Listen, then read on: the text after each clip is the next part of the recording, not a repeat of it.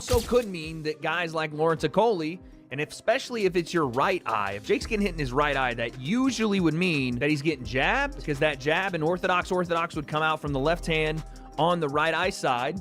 And that experience would have been somewhat of a dawn of realization upon Jake Paul that this is actually happening now. So to an extent, I'll be honest, I actually feel sorry for Jake Paul. I mean, I'd ranked Lawrence Okoli. That is who Jake Paul has been sparring with over these past few weeks. Trouble finding Hussein.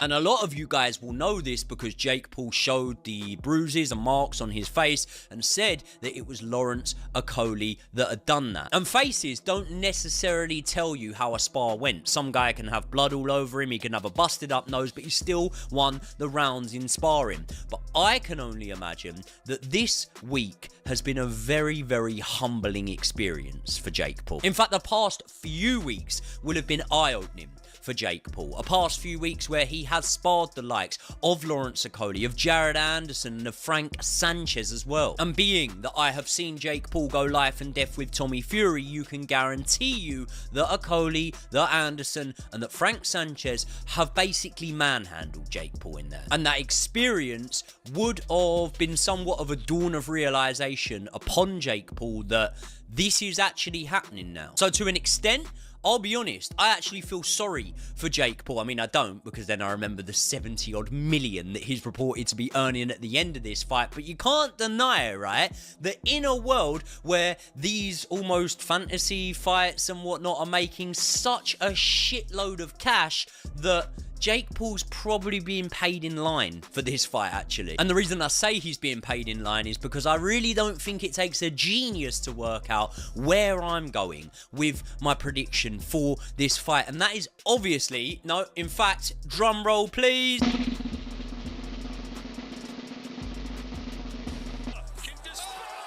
AJ via knockout, obviously, technical knockout, if Jake gets... Jake Paul's recent choice to spar with elite heavyweights has sparked heavy scrutiny from boxing analysts and fans.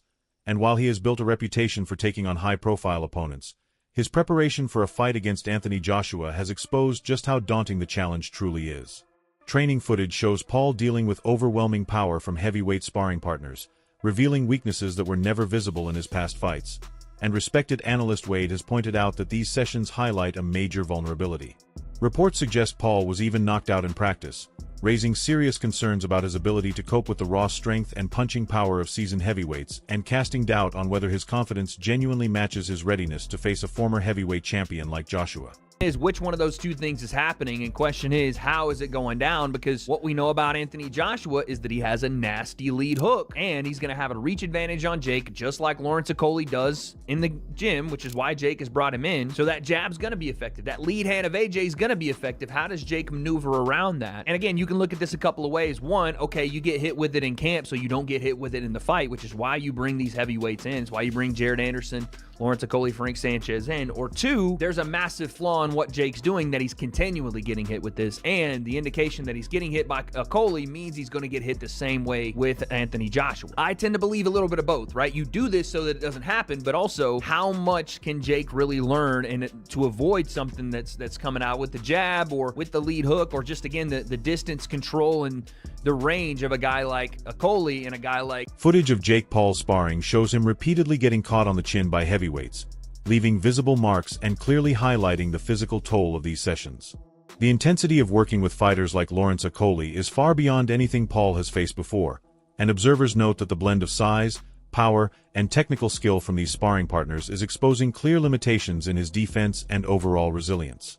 He isn't 250 pounds. He's not a natural heavyweight. And you can say that's an advantage to Jake. He's going to be able to move around a little bit. Again, we'll talk about his feet in a second. But it's more to me the fact that what we're not seeing is the biggest weakness of Jake's, on top of the fact that he's gotten an eye smashed up in sparring. They said Frank Sanchez made his nose look like a crescent moon. We'll get to that in a second. Lawrence Okoli is giving him a freaking shiner in sparring. So again, you could say that's great work from Jake to be able to have these high-level guys come in, but you also have to admit that he's getting hit, and he's getting hit a lot by guys that aren't Anthony Joshua in terms of their skill and ability, or at least not at the highest level that AJ has been to. So, But we brought in world champion heavyweight sparring partners, guys who are 270 pounds, 250 pounds. You know, sparring them, you know, has been insane. I still got the remnants of I see you taking a little shot there. I like that you're taking those shots. Castillo, a well-known analyst, puts it bluntly by saying that stepping into the ring with Joshua would be brutal for Jake Paul, arguing that even with intense sparring sessions, Paul's chances of surviving Joshua's knockout power are extremely slim.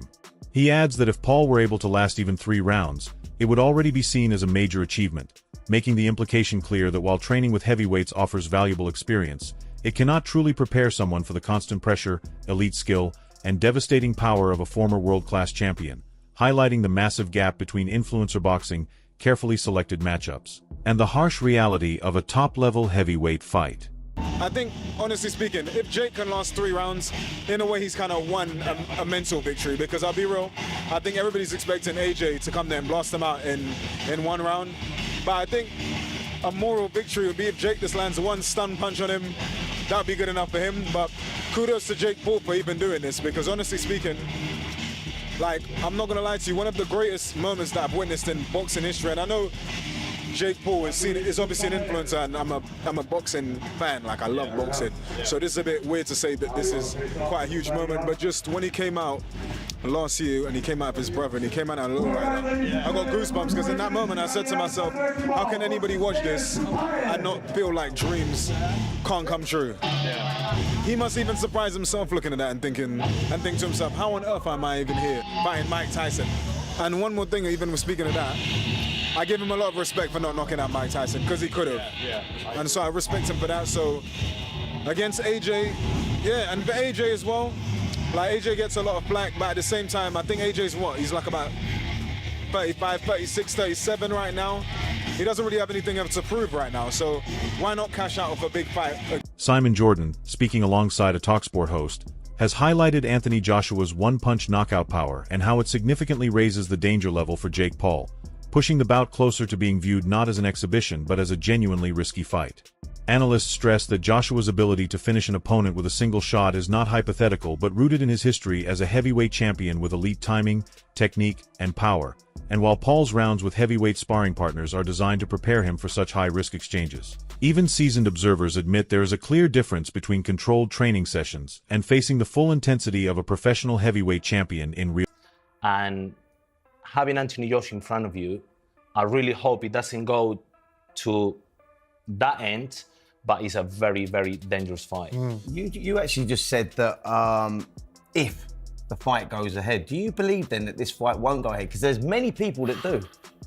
I mean, I think it goes ahead, but I mean, I don't know what Jake Paul is thinking, to be honest, because you're talking about someone that is 2 times heavyweight champion of the world. Is someone that actually have got a one-punch knockout power. He understands range, he understands positioning, he understands how to set you up. He's a bigger man, he's a stronger man. I don't know where, for me, yes, that I'm thinking the worst, but I want to be positive, and I really hope that both of them goes home safe with plenty of money.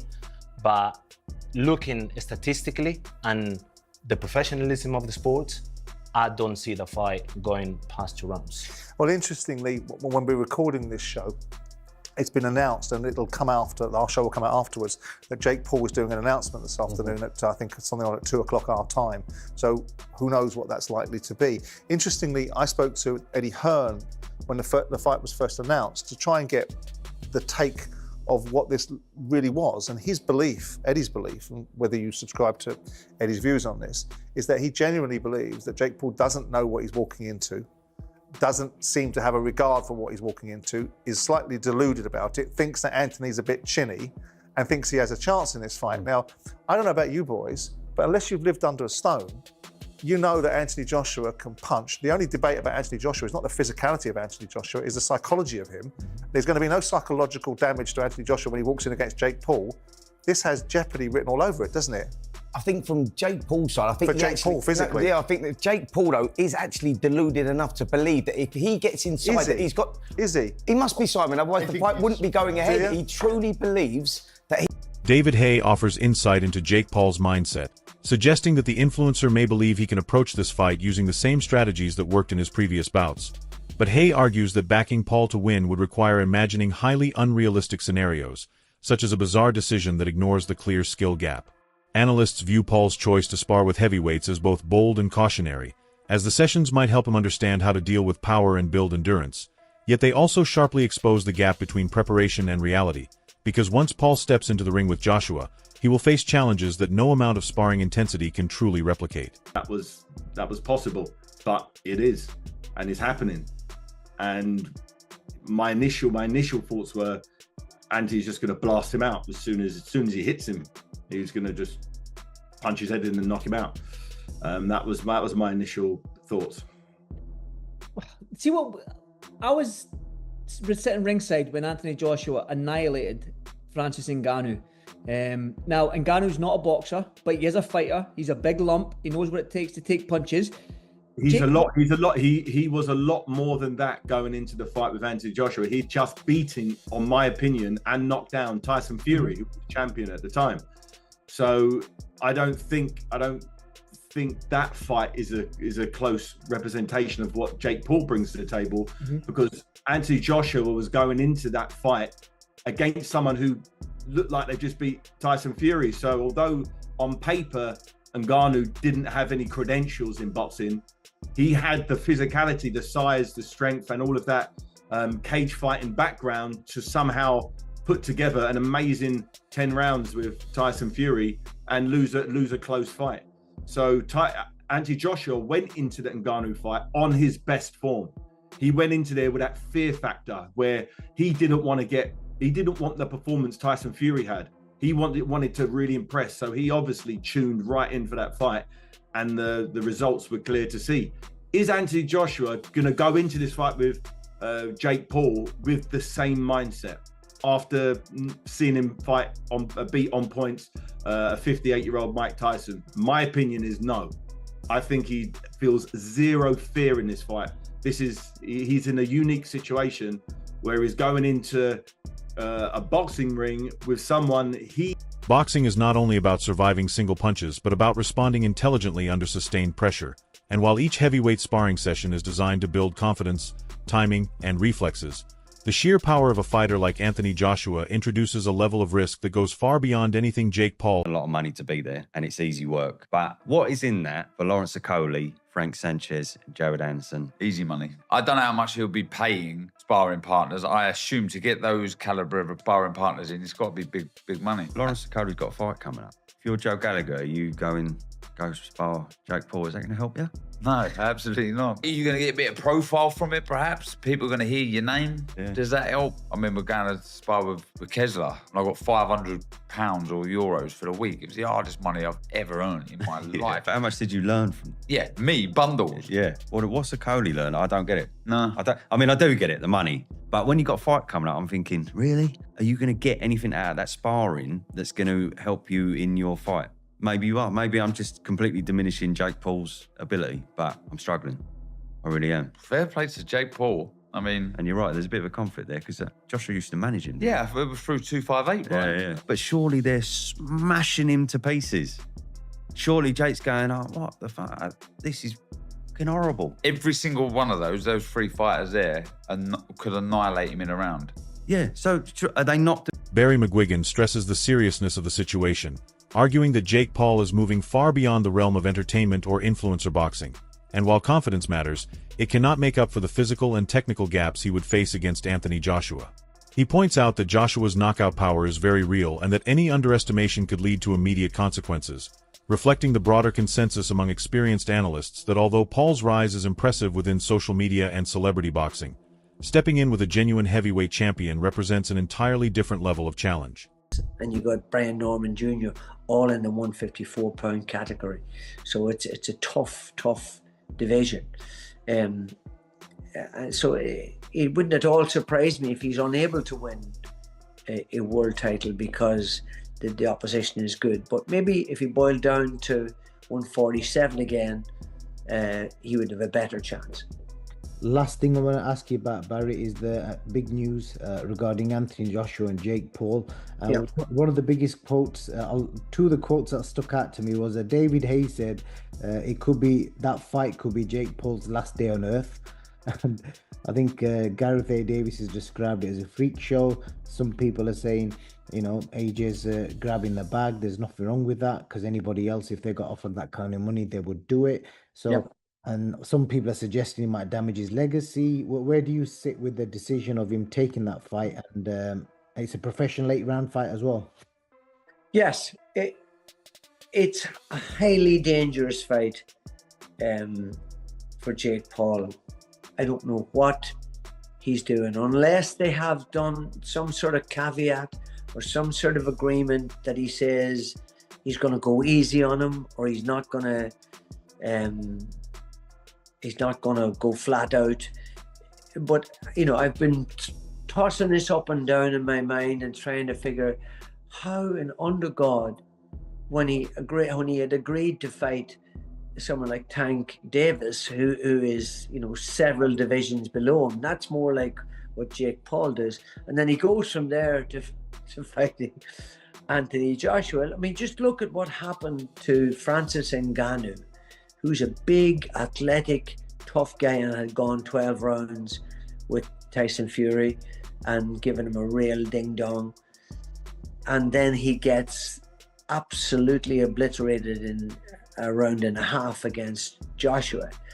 That shows you, despite the fact that he's been knocked out since by Daniel Dubois, who could knock out anybody, by the way, in any weight division or in any era of the heavyweight division. He's such a powerful guy; he could knock anybody out if he hits them properly. But it just seems utter madness. And utter madness. That's it for today's video. Stay tuned until next time. That's it for today's video. Stay tuned, and until next time.